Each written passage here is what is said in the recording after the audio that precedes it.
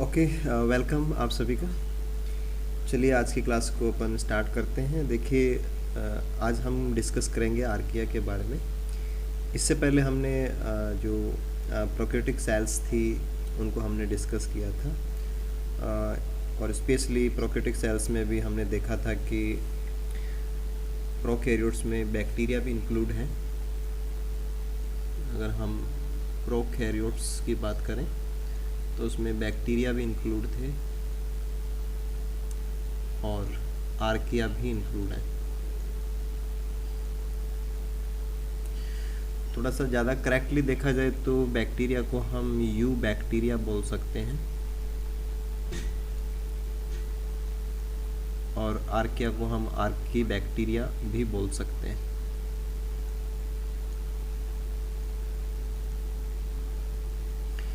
तो लिटरली अगर देखा जाए शब्द का अर्थ क्या है उससे देखा जाए तो जो ग्रीक लैंग्वेज का वर्ड है आर्कियोस, वहाँ से इसका कनेक्शन है। ग्रीक वर्ड, और इसका मीनिंग जो होता है वो होता है एंशिएंट। एंशिएंट का मतलब प्राचीन जो होता है।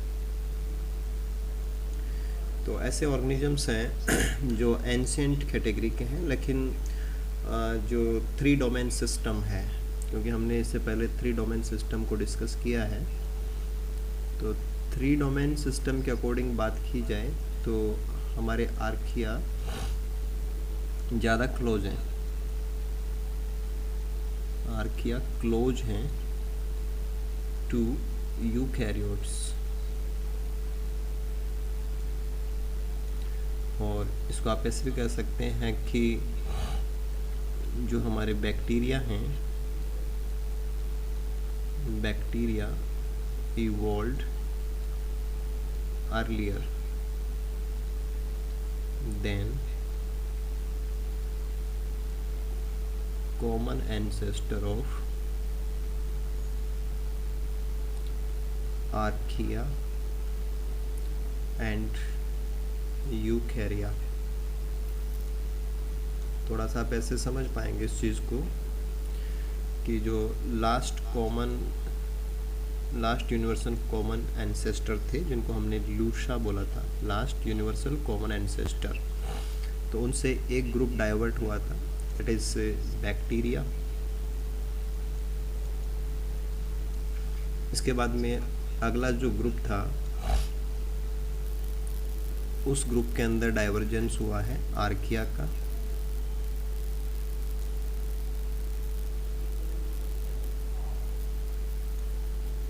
और एक ग्रुप हमारे पास है यूकैरिया।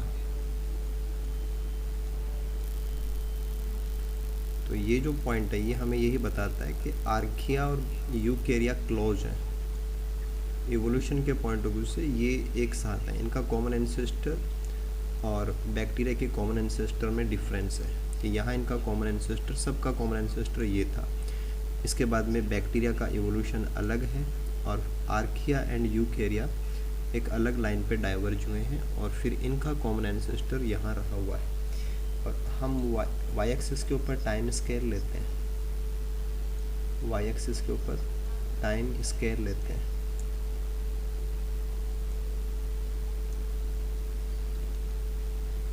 एक्स स्केल के ऊपर हम चेंजेस लेते हैं, करैक्टर्स में होने वाले चेंज।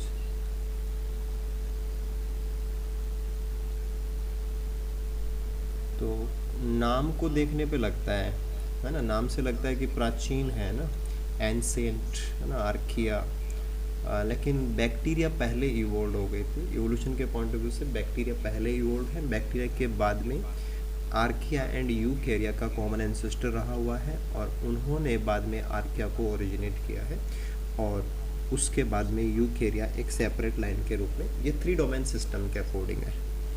अदरवाइज जो 2 डोमेन सिस्टम था, उस 2 डोमेन सिस्टम के अंदर तो प्रोकैरियोटा एंड यूकैरियोटा 2 ही सिस्टम थे, और वहाँ प्रोकैरियोटा में ही इंक्लूड थे, बैक्टीरिया और आर्किया एक साथ इंक्लूड थे। लेकिन 3 डोमेन सिस्टम के अंदर इनको सेपरेट कर दिया गया है कि आर्किया एक अलग ग्रुप है। और सेलुलर ऑर्गेनाइजेशन की बात की जाए, अगर कोशिकीय संगठन की बात की जाए तो सेलुलर ऑर्गेनाइजेशन के पॉइंट ऑफ व्यू से जो आर्किया हैं वो प्रोकैरियोटिक होते हैं। प्रोकैरियोटिक यानी कि वो बैक्टीरिया जैसे ही हैं, लाइक बैक्टीरिया, क्योंकि बैक्टीरिया भी प्रोकैरियोट है, लाइक बैक्टीरिया। तो सेलुलर कंडीशन इनकी बैक्टीरिया से रिजेंबल करती है। बाकी बहुत सारे फीचर्स हैं वो इनके स्पेसिफिक भी हैं, खुद के अपने भी हैं, किसी और से मैच नहीं करते। और एवोल्यूशन के पॉइंट ऑफ व्यू से ये जो यूकैरियोट्स हैं उनके ज़्यादा क्लोज हैं। तो कुछ बेसिक पॉइंट्स हैं जिनको हम यहाँ पे ध्यान रख सकते हैं। अगर इनकी डिस्कवरी की बात की जाए और सबसे पहले इनको ऑब्जर्व किया गया उसके एंगल से बात की जाए, तो एक ग्रुप जो है दैट आर मिथेनोजन्स। मिथेनोजन्स एक पूरा ग्रुप है, ग्रुप ऑफ प्रोकैरियोटिक ऑर्गेनिजम्स, और अब आप ग्रुप ऑफ आर्किया बोल सकते हैं, जो प्रोड्यूस करते हैं मीथेन गैस को, प्रोड्यूस मीथेन गैस। और मीथेन गैस का मतलब जो डीप थर्मल वेंट्स होते हैं ओशंस के, समुद्रों के गहरे पैंदे जहाँ पे काफ़ी सारी गर्मी होती है वहाँ पे ये पाए जाते हैं और इनको सबसे पहले डिस्कवर किया गया। तो एक्स्ट्रा ऑर्डिनरी जो आवास होता है कि असामान्य प्रकार के जो आवास होते हैं, असामान्य आवास में मिलने वाले, उनके लिए हम एक वर्ड यूज करते हैं एक्सट्रीमोफाइल। एक्सट्रीमोफाइल, जैसे हाई टेम्परेचर पे कोई हो वो एक्सट्रीमोफाइल है, हाई प्रेशर पे कोई हो वो एक्सट्रीमोफाइल है, वेरी लो पीएच पे कोई सर्वाइव कर रहा है वो एक्सट्रीमोफाइल है, और वेरी कोल्ड टेम्परेचर के ऊपर कोई सर्वाइव कर रहा है वो एक्सट्रीमोफाइल। एक्सट्रीमोफाइल एक बड़ा कैटेगरी हो जाता है जिसमें नॉर्मल के अलावा जो हैबिटाट है वो आते हैं असामान्य। ठीक है, तो स्टार्टिंग में इनका जो डिस्कवरी है वो मिथेनोजन्स के रूप में हुआ था, और ये एक्सट्रीमोफाइल्स थे, यानी कि अनयूजुअल हैबिटाट में पाए जाते हैं। तो स्टार्टिंग में यही था कि जो आर्किया हैं वो अनयूजुअल हैबिटाट में ही पाए जाते हैं, लेकिन अब आर्किया लगभग हर जगह पे पाए जाते हैं, यानी कि दे आर कॉस्मोपॉलिटन। हालांकि इनकी कुछ स्पीसीज अभी भी एक्सट्रीम फाइल्स के रूप में भी हैं, हाईली सैलाइन कंडीशंस हैं उनमें भी ग्रो करते हैं, हाई टेम्परेचर के ऊपर भी ग्रो करते हैं, लेकिन बैक्टीरिया की तरह ही ये भी कॉस्मोपॉलिटन है, यानी कि सर्वव्यापी है।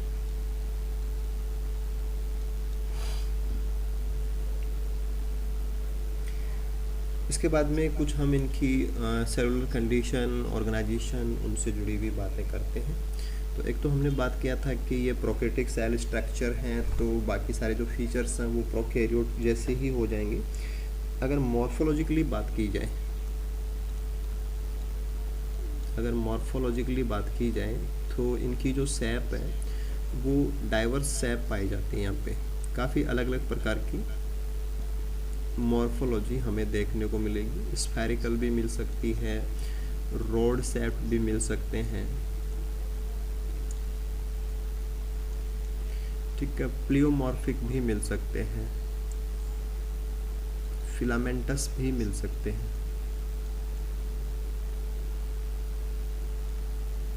नॉर्मली जो सेल्स हैं वो सिंगल सेल्स होते हैं, यूजुअली सिंगल सेल्स,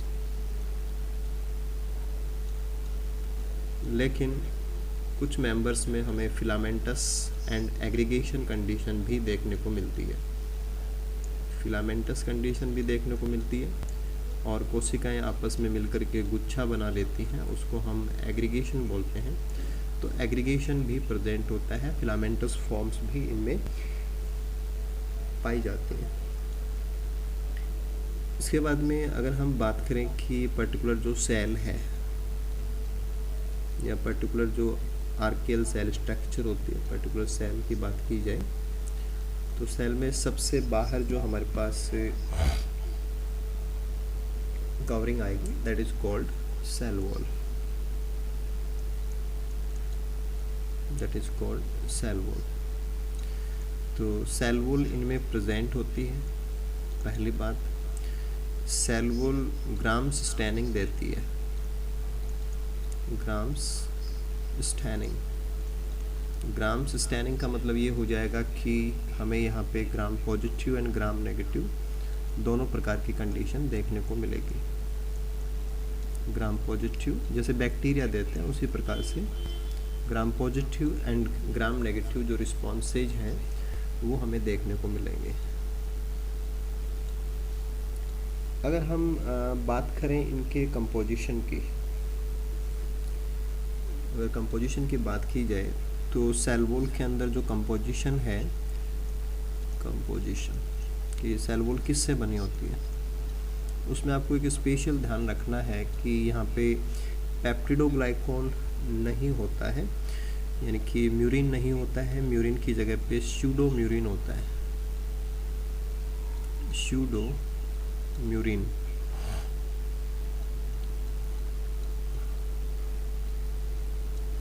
तो कंपोजिशन स्यूडोमोरिन से बनी हुई cell wall.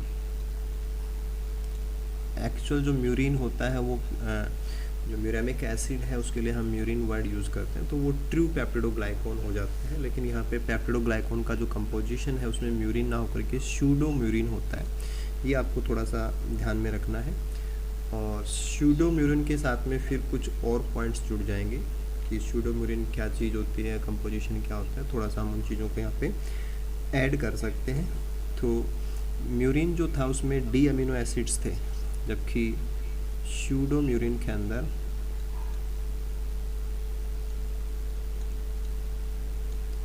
L amino acids होते हैं।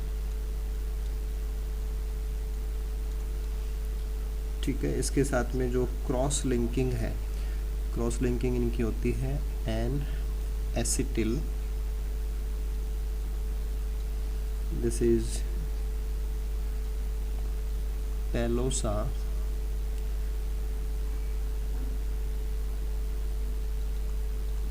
म्यूरेनिक एसिड। तो एन एसिटिल म्यूरेमिक एसिड होता है वहाँ पे, जबकि यहाँ पे एसिड चेंज है, तो इसकी वजह से हम इसको म्यूरिन ना बोल करके स्यूडो म्यूरिन बोलते हैं। और उसके बाद में जो लिंकेज पैटर्न था, पेप्टिडोग्लाइकॉन के अंदर म्यूरेमिक एसिड होता है, N acetyl muramic acid, N acetyl glucosamine, तो यहाँ पे म्यूरेमिक एसिड नहीं है तो हम इसको स्यूडो म्यूरिन बोलते हैं। और जो ग्लाइकोसाइडिक लिंकेज का पैटर्न है वो भी अलग होता है। ग्लाइकोसाइडिक लिंकेज अगर पैटर्न की बात की जाए तो ये पैटर्न हमें यहाँ देखने को मिलेगा β13 लिंकेज, जबकि पेप्टिडोग्लाइकॉन के अंदर ये β14 होता है। पेप्टिडोग्लाइकॉन के अंदर β14 लिंकेज होता है इन पेप्टिडोग्लाइकॉन।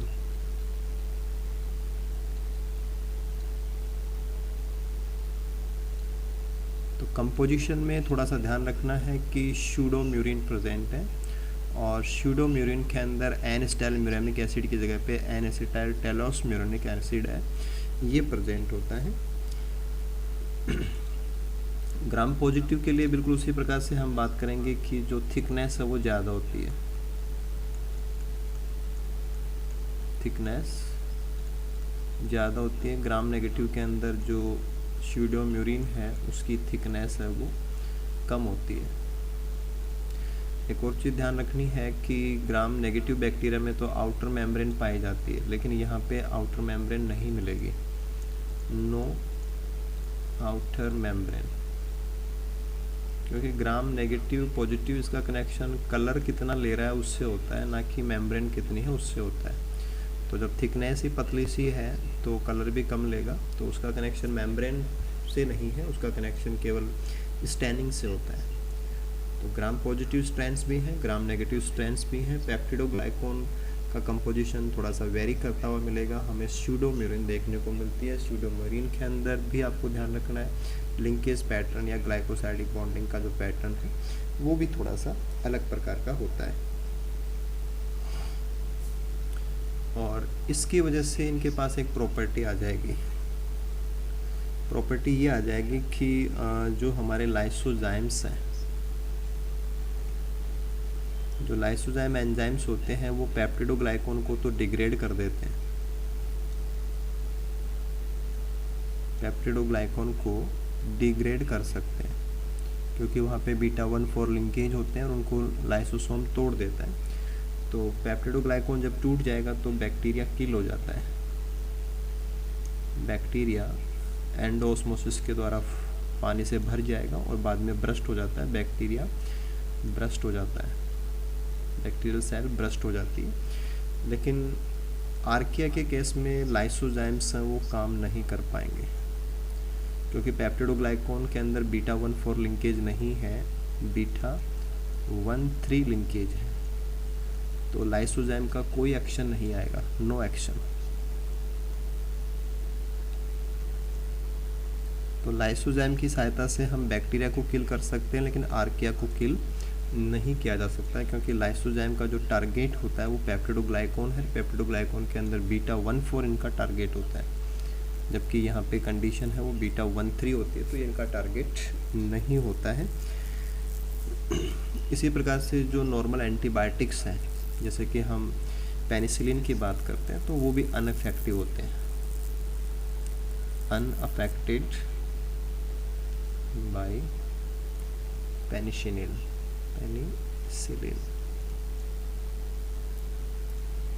तो पेनिसिलिन का जो प्रभाव है बैक्टीरिया पे पड़ता है, एंटीबायोटिक के रूप में हम बैक्टीरिया के अगेंस्ट इसको इस्तेमाल कर सकते हैं, लेकिन हम आर्किया के अगेंस्ट में इनको इस्तेमाल नहीं कर सकते।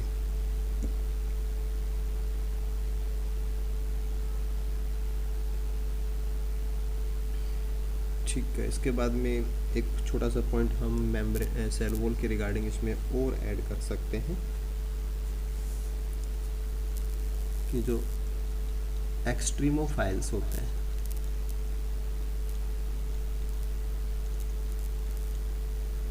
अनयूजुअल हैबिटाट में मिलने वाले जो आर्किया होंगे उनको हम एक्सट्रीमोफाइल्स बोलते हैं। एक्सट्रीमोफाइल्स में जैसे कि एक्सट्रीम थर्मोफाइल्स हैं, जो हाई टेम्परेचर के ऊपर ग्रो करते हैं। थर्मोफाइल्स, उनकी सेल वॉल के अंदर ग्लाइकोप्रोटीन्स पाई जाती हैं, ग्लाइकोप्रोटीन्स प्रेजेंट होती है। इसी प्रकार से जो मिथेनोजेंस हैं, जो मीथेन प्रोड्यूसिंग आर्किया है मिथेनोजेंस, और एक्सट्रीम थर्मोफाइल जो है, थर्मोफाइल और एक होता है एक्सट्रीम थर्मोफाइल, जो वेरी हाई टेम्परेचर के ऊपर सर्वाइव करते हैं, एक्सट्रीम थर्मोफाइल। इनकी जो सेल वॉल होगी, इनकी सेल वॉल के अंदर कंपोजिशन है वो प्रोटीन का होता है, प्रोटीन वॉल। तो वॉल के कंपोजिशन को लेकर के भी डिफरेंस है। नॉर्मली तो आपको पेप्टिडोग्लाइकॉन में स्यूडोम्यूरिन मिलेगा, अदरवाइज यहाँ पे ग्लाइकोप्रोटीन भी और इवन प्रोटीन से बना हुआ वॉल है, ये भी हमें देखने को मिल सकता है।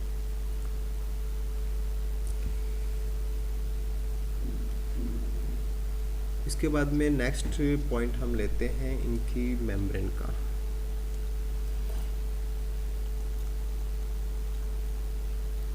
प्लाज्मा मेम्ब्रेन, और आर्किया अपनी प्लाज्मा मेम्ब्रेन को लेकर के बहुत स्पेशल होते हैं, यानी कि इनकी प्लाज्मा मेम्ब्रेन बहुत स्पेशल होती है। और उनकी स्पेशल फीचर को अगर हम कंपेयर करें तो जो नॉर्मल मेम्ब्रेन्स होती हैं, यानी कि आर्किया के अलावा दूसरे ऑर्गेनिजम्स की मेम्ब्रेन की बात करें तो वो फॉस्फोलिपिड से बनी होती हैं।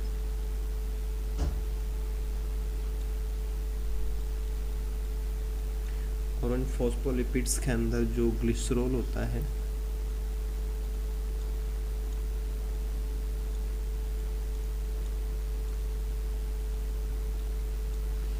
उस ग्लिसरॉल के साथ फैटी एसिड चेन्स जुड़ी रहती है, फैटी एसिड चेन्स।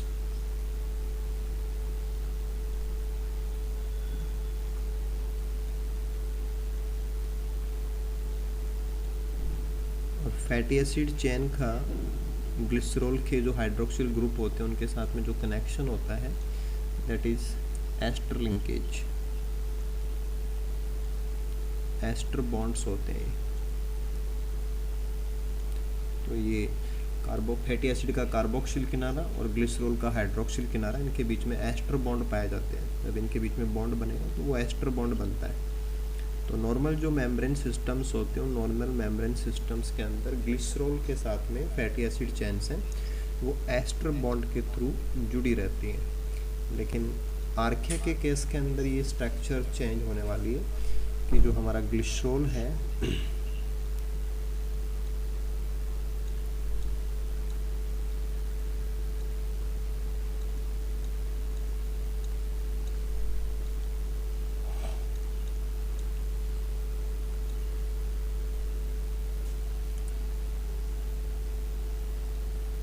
उस ग्लिसरॉल के साथ लॉन्ग चेन फैटी एसिड्स हैं वो ईथर लिंकेज के साथ जुड़े रहते हैं।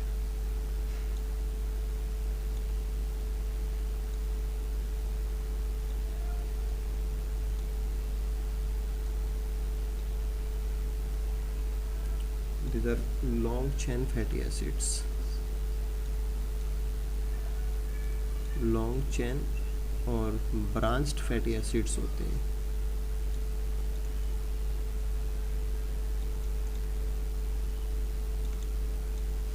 और long chain branch fatty acids linkage जो रहेगा यहाँ पे वो ईथर लिंकेज होते हैं।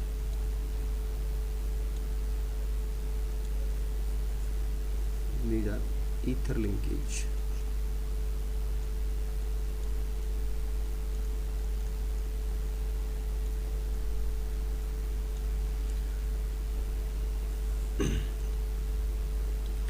और फिर लॉन्ग चेन फैटी एसिड्स की भी अगर हम बात करें कि इनके जो लॉन्ग चेन फैटी एसिड्स हैं उनके लिए अलग से फाइटेनॉल टैल्स होती है एक प्रकार से, ये फाइटेनॉल टैल्स।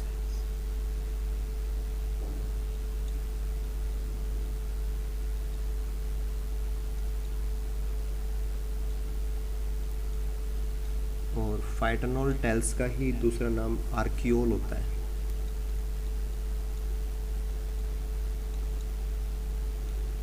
तो जो फैटी एसिड्स हैं वो अलग प्रकार के हैं, वो फाइटेनॉल प्रकार के हैं या वो उनको हम आर्कियोल बोलते हैं। यानी कि जो लॉन्ग चेन फैटी एसिड्स हैं इनका ये किनारा यहाँ पे भी OH होता है और इनके बीच में जो बॉन्ड बनेगा वो ईथर लिंकेज बनता है, ना कि एस्टर लिंकेज।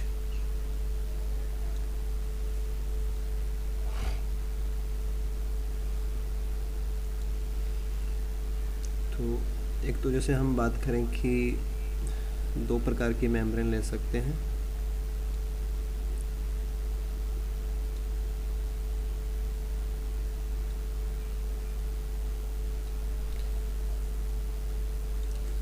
एक तो हमने लिया एक्सट्रीमोफाइल और एक हमने हाइपर एक्सट्रीमोफाइल ले लिया, कोई जो बहुत ज़्यादा टेम्परेचर पे सर्वाइव करता है, हाइपर एक्सट्रीमोफाइल।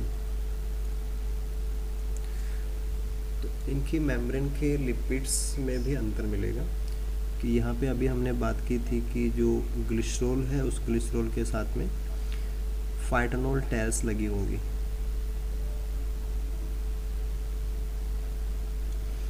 और अगर हम हाइपर वालों की बात करेंगे तो वहाँ पे जो चेन्स हैं वो सिंगल चेन प्रेजेंट होती है।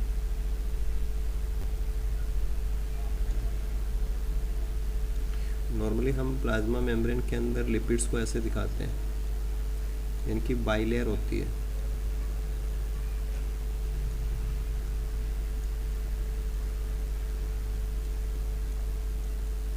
लेकिन हाइपर वाले केस के अंदर क्या देखने को मिलेगा कि मेम्ब्रेन की एक साइड से लेकर के दूसरी साइड तक फैटी एसिड चेन इतनी लंबी होती है कि वो दोनों को कनेक्ट कर देती है। तो very long chain fatty acids होते हैं, वेरी लॉन्ग चेन।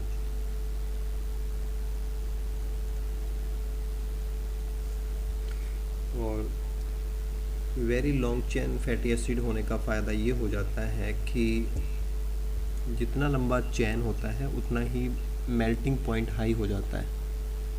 तो मेम्ब्रेन के जो लिपिड्स हैं वो हाई टेम्परेचर को फेस कर पाते हैं, वेरी हाई मेल्टिंग पॉइंट। तो अगर फैटी एसिड छोटे हैं तो वो जल्दी मेल्ट हो जाते हैं, और हाई मेल्टिंग पॉइंट या ये एक्सट्रीम टेम्परेचर को फेस कर पाते हैं। क्यों कर पाते हैं? क्योंकि उनके अंदर वेरी लॉन्ग चेन जो फैटी एसिड्स हैं वो प्रेजेंट होते हैं। फिर दूसरी बात आपको ये ध्यान में रखनी है कि जब हम इनकी बॉन्डिंग देख रहे थे तो एक तो ये था हमारे पास कि ग्लिसरॉल था यहाँ पे,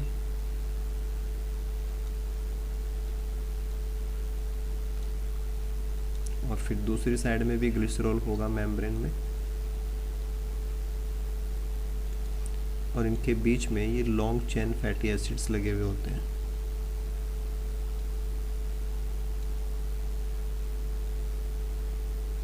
यानी कि पूरी मेम्ब्रेन को एक ही फैटी एसिड पार कर देता है, यानी कि बीच में टुकड़ा हो इसकी जरूरत नहीं, बाइलेयर नहीं बनती है। तो सिंगल चेन ही होती है, लॉन्ग और सिंगल चेन, और ये ब्रांच्ड होती है। ठीक है ना, इनमें ब्रांचिंग पाई जाती है।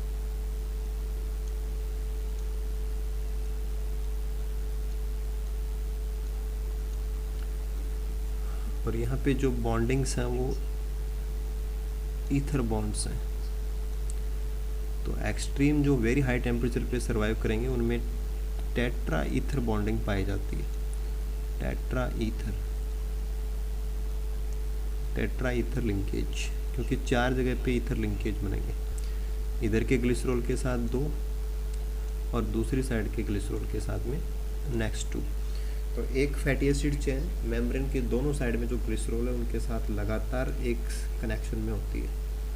तो मेम्ब्रेन को पूरा ये इस लंबी चेन से स्पान कर लेता है, और इसमें 4 जगह पे ईथर लिंकेज होते हैं, और ईथर लिंकेज एस्टर लिंकेज की तुलना में रेजिस्टेंट होते हैं। तो एक्सट्रीमोफाइल्स हो, हाइपरथर्मोफाइल्स हो, आर्किया हो, अनयूजुअल हैबिटाट हो, वेरी लो पीएच कंडीशन हो, तो इन सभी कंडीशंस के अंदर आर्किया अपने आप को कैसे मेंटेन रखते हैं? तो उनको मेंटेन रखने के पीछे इनकी जो मेम्ब्रेन है वो बहुत ज़्यादा रिस्पॉन्सिबल होती है कि इनके मेम्ब्रेन के जो लिपिड्स हैं वो स्पेशल प्रकार के होते हैं, उनके अंदर बॉन्डिंग भी अलग प्रकार की होती है, उनके फैटी एसिड चेन्स भी बिल्कुल से अलग प्रकार के होते हैं। तो मेनली जो मेम्ब्रेन है उसके अंदर डाई ईथर लिंकेज भी पाए जाते हैं, और एक्सट्रीम कंडीशन में चले जाएंगे तो टेट्रा ईथर लिंकेज भी पाए जाते हैं।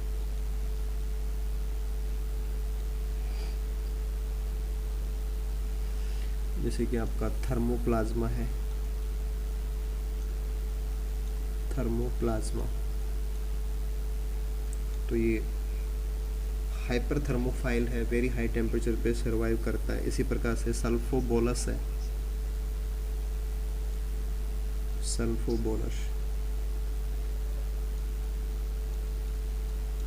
तो ये वेरी लो पीएच के ऊपर सर्वाइव करता है। तो इनकी जो मेम्ब्रेन है, इस मेम्ब्रेन के अंदर टेट्राईथर कंडीशन हमें देखने को मिलेगी, यानी कि जितना एक्सट्रीम कंडीशन में आर्किया को सर्वाइव करना पड़ेगा वहाँ पे टेट्राईथर का जो प्रपोर्शन है वो बढ़ता चला जाएगा, क्योंकि टेट्राईथर की वजह से उनको स्टेबिलिटी मिलती है। काफ़ी सारा जो अनफेवरेबल कंडीशन है हैबिटाट की, उनको फेस करने की कैपेसिटी इनके पास रहती है।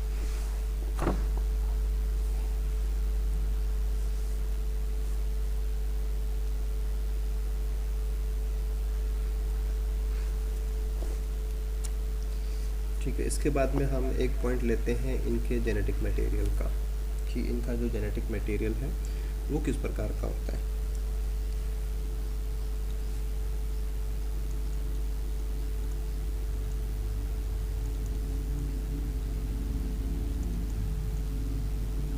तो प्रोकैरियोटिक सेल स्ट्रक्चर है, इसका मतलब इनका जेनेटिक मटेरियल फ्री मिलेगा हमें, फ्री इन साइटोप्लाज्म, यानी कि इसको भी हम न्यूक्लियोइड बोल सकते हैं। क्रोमोसोम फॉर्मेशन नहीं है, न्यूक्लियर फॉर्म के अंदर ही साइटोप्लाज्म के अंदर फ्री देखने को मिलेगा। और मेनली जो मॉलिक्यूल है वो सिंगल मॉलिक्यूल होता है, और ये डबल स्ट्रैंडेड, सर्कुलर और smaller than bacteria.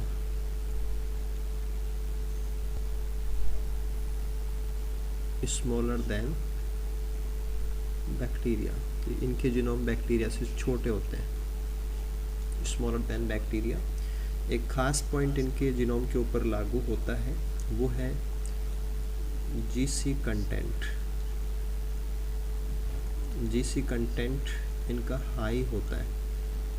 GC content high होने से फ़ायदा ये होता है कि जो ग्वानोसिन है वो साइटोसिन के साथ में ट्रिपल एच बॉन्डिंग करता है, और उसका कंपैरिजन अगर हम करें तो एडेनिन है वो थायमिन के साथ ओनली 2 हाइड्रोजन बॉन्ड के साथ जुड़ता है। तो टेम्परेचर को बियर करना, टेम्परेचर रेजिस्टेंस बनाता है, हाई टेम्परेचर को फेस करने की कैपेसिटी होती है इनके पास। तो triple hydrogen bond high temperature को फेस कर सकते हैं। तो जीनोम के अंदर ग्वानिन और साइटोसिन की मात्रा ज़्यादा होती है, क्योंकि चारगाफ रूल आपको क्या बताता है कि अगर डबल स्ट्रैंडेड डीएनए है तो जितना ग्वानिन होगा उतना ही साइटोसिन होगा। ठीक है, तो इनके अंदर जो जीसी कंटेंट है वो काफ़ी ज़्यादा होता है, यानी कि लगभग 21 से 68% तक जीसी कंटेंट पाया जाता है। यानी कि अगर आप 68 लेते हैं या 60 मानते हैं तो 60% जीसी है, बाकी बचा हुआ 40% 80 है।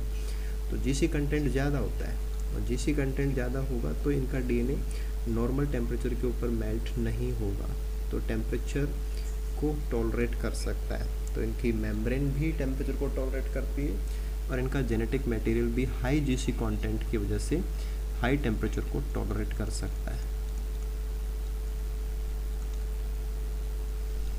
तो नॉर्मली जीसी कंटेंट अगर कम होता तो ये लो टेम्परेचर के ऊपर ही मेल्ट हो जाता है, लेकिन हाई जीसी कंटेंट की वजह से ये नॉर्मल टेम्परेचर से हाई टेम्परेचर को फेस कर सकते हैं।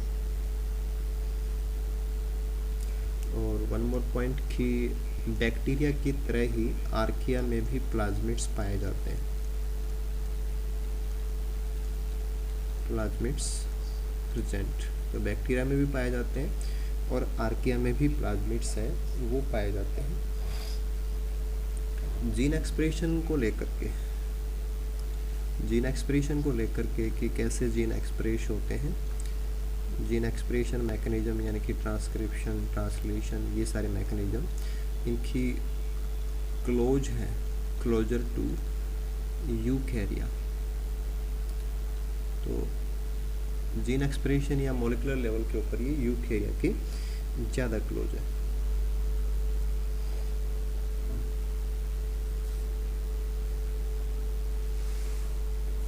इसके बाद में फर्दर कुछ और पॉइंट को हम यहाँ पे ऐड कर सकते हैं।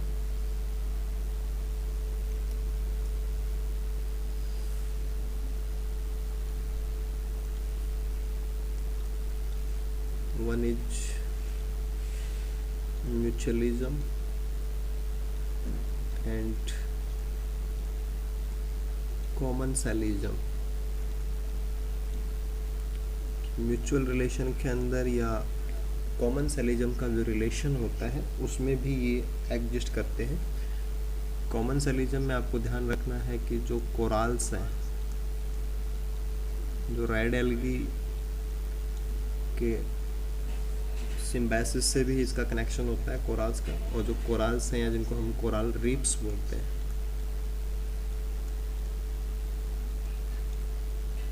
उनके साथ इनका कॉमनसेलिज्म में क्या होता है कि एक ऑर्गेनिज्म को फ़ायदा होता है और दूसरे को कोई फ़र्क नहीं पड़ता है।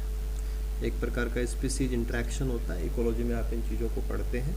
तो कॉमनसेलिज्म एक पॉजिटिव प्रकार का स्पीसीज इंटरेक्शन होता है जिसमें एक को कोई फ़र्क नहीं पड़ता लेकिन दूसरे को फ़ायदा होता है। तो कोराल्स को यहाँ पे कोई फ़र्क नहीं पड़ेगा लेकिन आर्किया को फ़ायदा होता है। तो एक प्रकार का कॉमनसेलिज्म प्रकार का रिलेशन भी इनका कोराल्स के साथ में पाया जाता है। और म्यूचुअलिज्म के केसेस भी हैं जैसे कि हमारा ह्यूमन गट है, कि हमारी जो आहार नाल होती है उसमें ये म्यूचुअलिज्म के रूप में भी पाए जाते हैं। दिस इज मिथेनोब्रेविबैक्टर, आर्किया का नाम है मिथेनोब्रेविबैक्टर।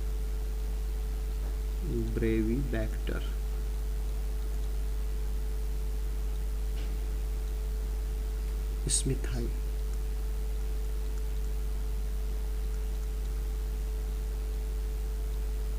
ये हमारी एलिमेंट्री कैनाल के अंदर हमारा जो गट फ्लोरा होता है उसका कंपोजिशन है, कि हमारे अंदर बैक्टीरिया भी हैं म्यूचुअलिस्टिक रिलेशन में, और आर्किया भी हमारे साथ म्यूचुअलिस्टिक रिलेशनशिप में पाए जाते हैं।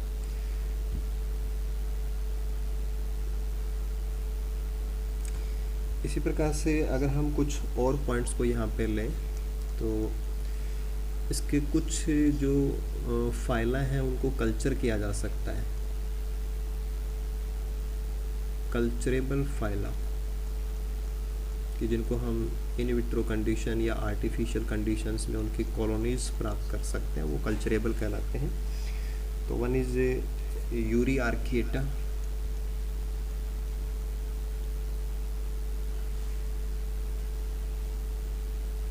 एक तो इनका फाइला है यूरी आर्किएटा, एक दूसरा है क्रेनेरक्योटा।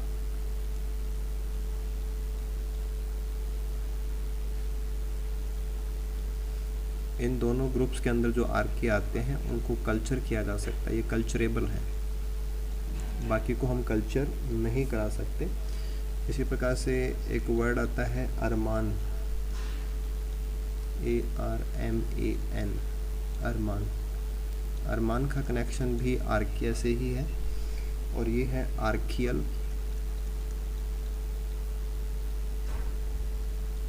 R for Richmond,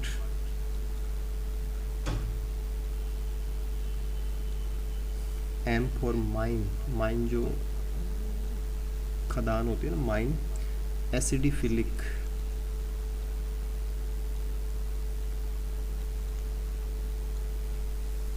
nano organisms, N for nano.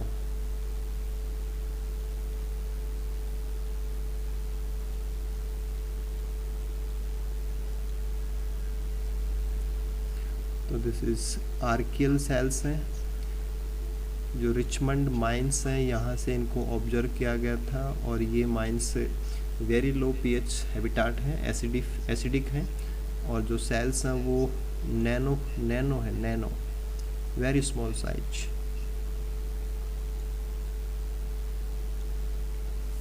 तो स्मॉलेस्ट नॉन ऑर्गेनिज्म है, smallest non organism called as simply Armaan.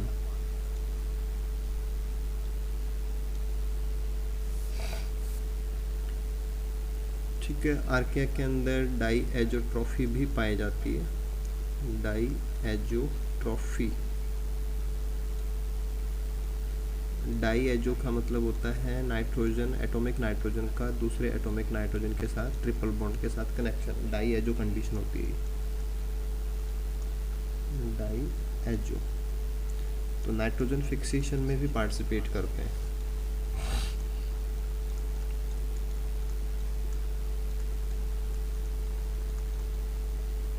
Role in nitrogen fixation.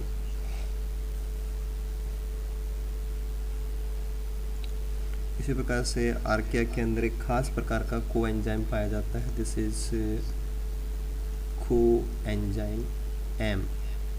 तो एक अनयूजुअल प्रकार का जो मेटाबॉलिक रिएक्शंस में पार्टिसिपेट करने वाला एक कोएंजाइम है, दिस इज कोएंजाइम M। ये आपको और कहीं नहीं मिलेगा, ये आर्किया में ही पाया जाता है। और एक काफ़ी इंटरेस्टिंग पार्ट है, एक मेंबर है, दिस इज हेलोबैक्टीरियम, दिस इज हेलोबैक्टीरियम। हेलोबैक्टीरियम, और हेलोबैक्टीरियम की स्पीसीज है हेलोबैक्टीरियम हेलोबियम। तो हेलो का मतलब हाई साल्ट कॉन्सेंट्रेशन होता है, हाई सॉल्ट कॉन्सेंट्रेशन, कि जहाँ पे लवणीय सांद्रता बहुत ज़्यादा होती है वहाँ पे मिलने वाला हमें एक हेलोफाइल है, एक आर्किया है, लेकिन ये कैसी कैटेगरी का है, हेलोफाइल आर्किया है। नॉर्मली क्या है कि जो आर्किया हैं वो एरोबिक भी होते हैं और रेस्पिरेशन के पॉइंट ऑफ व्यू से वो एन एरोबिक भी होते हैं, लेकिन कोई भी none of the archaea is photoautotrophic. तो 100% फोटोसिंथेसिस से कोई जिंदा रहता हो ऐसा कोई नहीं है।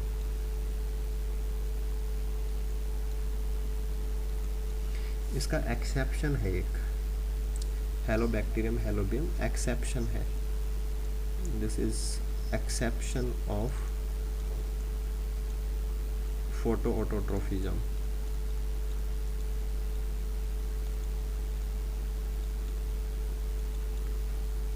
और अगर हम हेलोबैक्टीरियम हेलोबियम की बात करें तो जो हाई साल्ट कंडीशंस है वहाँ पे हमें मिलेगा और ग्राम नेगेटिव प्रकार का है, ग्राम नेगेटिव नेचर है इसकी। और इसकी जो मेम्ब्रेन होती है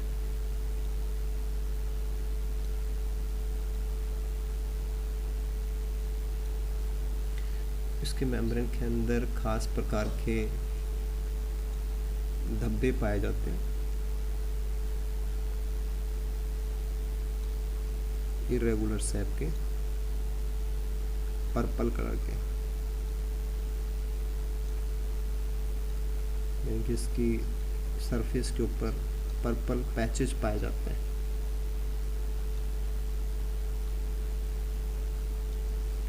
पर्पल पैचेस प्रेजेंट है।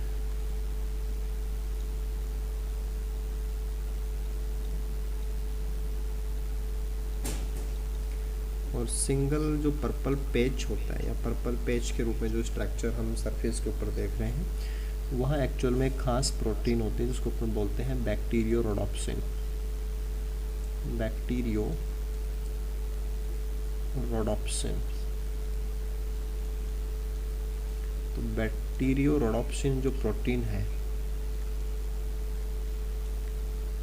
ये प्रोटीन एक ट्रांस मेम्ब्रेन प्रोटीन होती है, ट्रांस मेम्ब्रेन प्रोटीन।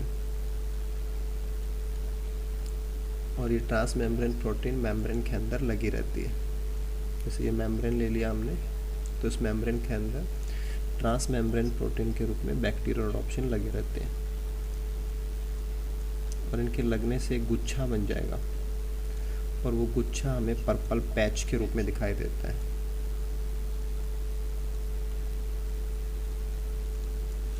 और ये इनकी प्लाज्मा मेम्ब्रेन है। बैक्टीरियोरोडोप्सिन में स्पेशल बात ये होती है कि बैक्टीरियोरोडोप्सिन एक इसमें रोडोप्सिन पिगमेंट है। बैक्टीरियोरोडोप्सिन एक प्रोटीन है और इस प्रोटीन के अंदर रोडोप्सिन एक पिगमेंट है। जैसे हमारी आइज़ का जो रेटिना है उसमें रोडोप्सिन पाया जाता है, उसी प्रकार से यहाँ इनमें रोडोप्सिन है। तो रोडोप्सिन विजिबल लाइट को कैप्चर करता है, पिगमेंट है तो लाइट को एब्जॉर्ब करता है, लाइट को एब्जॉर्ब करता है और लाइट को एब्जॉर्ब करके ये H+ की पंपिंग कर सकता है। जैसे इस पर लाइट गिरे तो ये लाइट को एब्जॉर्ब करके H+ की पंपिंग कर सकता है।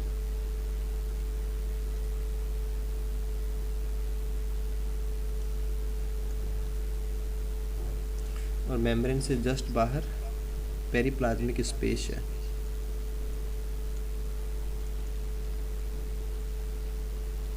तो पेरिप्लाज्मिक स्पेस में ये H+ को पंप कर देगा, यानी कि पेरिप्लाज्मिक स्पेस के अंदर H+ की कॉन्सेंट्रेशन बढ़ती चली जाती है।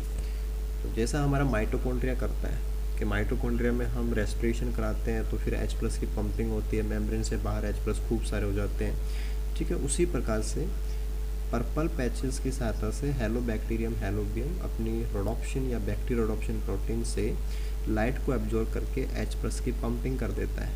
तो H+ मेम्ब्रेन से बाहर ज़्यादा हो जाएंगे, अंदर कम हो जाएंगे, और जब ये वापस अंदर आते हैं तो फिर यहाँ से ATP बनाई जा सकती है।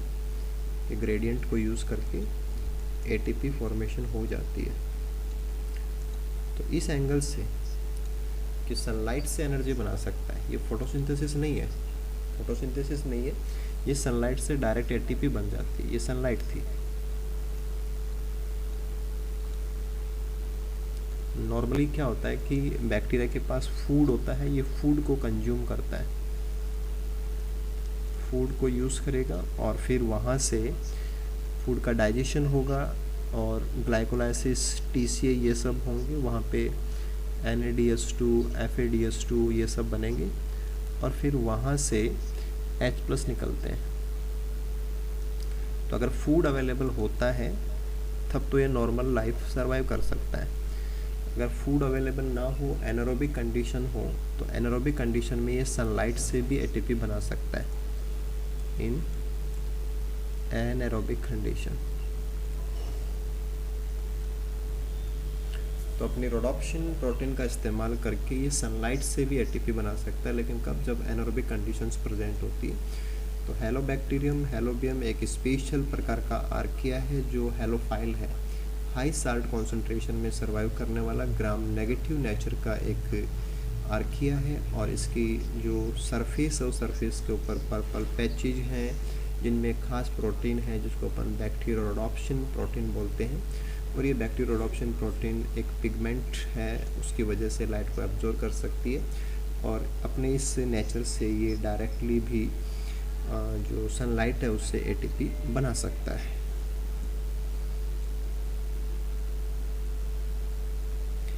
इसके बाद में एक छोटा सा पॉइंट हम इसमें ऐड कर सकते हैं रिप्रोडक्शन का, कि आर्किया में रिप्रोडक्शन किस प्रकार से होता है। तो मोस्टली बैक्टीरिया के अंदर मिलने वाले जो सिस्टम्स हैं वो हमें यहाँ भी देखने को मिलेंगे। तो वेरी कॉमनली, क्योंकि सिंगल सेल्स हैं, तो बाइनरी फिशन सबसे कॉमन तरीका है। इसके अलावा बडिंग, फ्रेगमेंटेशन ये सब हो सकते हैं। बडिंग हो सकता है, फ्रेगमेंटेशन हो सकता है। सेक्सुअल रिप्रोडक्शन के बारे में कोई इन्फॉर्मेशन नहीं है, लेकिन आपको यहाँ पे ध्यान रखना है कि बैक्टीरिया की तरह पे यहाँ पे एंडोस्पोर फॉर्मेशन नहीं होती है, नो एंडोस्पोर फॉर्मेशन। तो एंडोस्पोर की फॉर्मेशन केवल बैक्टीरिया में ही होती है, आर्किया में नहीं होती है, यूकेरिया में भी नहीं होती है। तो एंडोस्पोर फॉर्मेशन नहीं होती है, बाकी बाइनरी फिशन और नॉर्मल मैकेनिज्म्स वो सारी एप्लीकेबल रहेंगी।